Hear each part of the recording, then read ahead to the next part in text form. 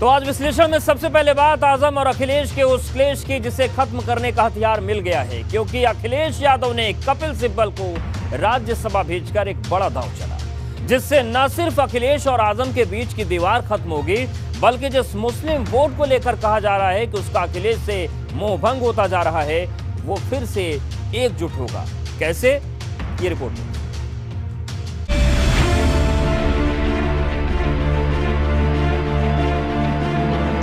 क्या खत्म होगा आजम और अखिलेश का क्लेश? सिब्बल को राज्यसभा भेज, अखिलेश ने दिया संदेश। कपिल सिब्बल जी वरिष्ठ अधिवक्ता रहे हैं, लोकसभा में रहे हों, राज्यसभा में रहे हों, उन्होंने बात को अच्छी तरह रखा है ढंग से।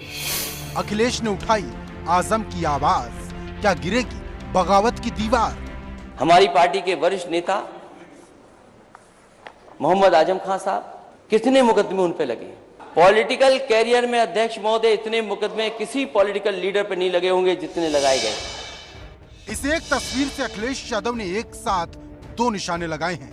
पहला, राज्यसभा चुनाव को लेकर अपने पत्ते खोल दिए, और दूसरा, कपिल सिब्बल को राज्यसभा भेजकर बिना कुछ कहे ही रूठे आजम खान को मनाने की कोशिश शुरू कर दी, क्योंकि आजम खान को जेल से बेल दिलवाने में कपिल सिब्बल की अहम भूमिका रही, और इस बात का एहसास आजम खान को भी है।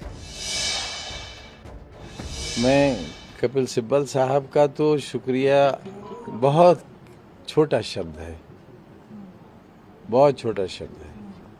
मेरे पास वो अल्फाज नहीं है कि मैं उनकी जो सलूक रहा है उसका शुक्रिया अदा कर सकूं, लेकिन हाँ, सुप्रीम कोर्ट के बारे में ज़रूर ही कहना चाहूँगा कि विधाता ने जो उन्हें ताकत दी और जो पावर्स डेलीगेट की, उन्होंने बहुत ईमानदारी के साथ उसका इस्तेमाल किया।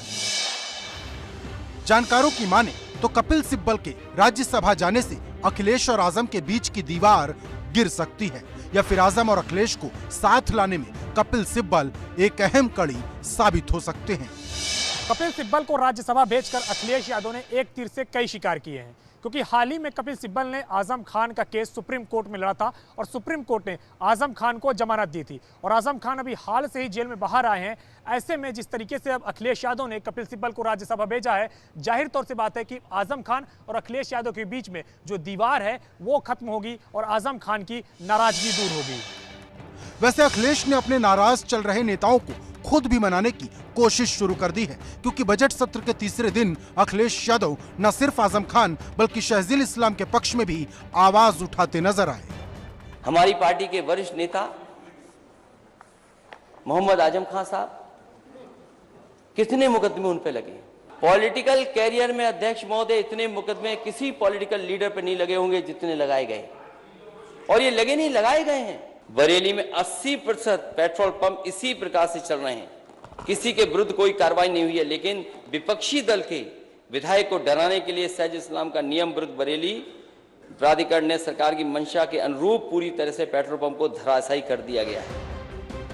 मतलब अखिलेश ने उन सभी लोगों को जवाब दे दिया है जो लगातार उन पर मुस्लिम नेताओं के पक्ष में आवाज न उठाने की बात कह रहे थे। लेकिन बड़ा सवाल यह है कि क्या सधी हुई राजनीति के तहत अखिलेश यादव ने डैमेज कंट्रोल कर लिया है, क्योंकि सवाल सिर्फ राज्यसभा का नहीं है, 2024 का भी है, और उस मुस्लिम वोट बैंक का जिसे साधने के लिए आजम खान को साधना बेहद जरूरी है। Bureau report, ABP Ganga.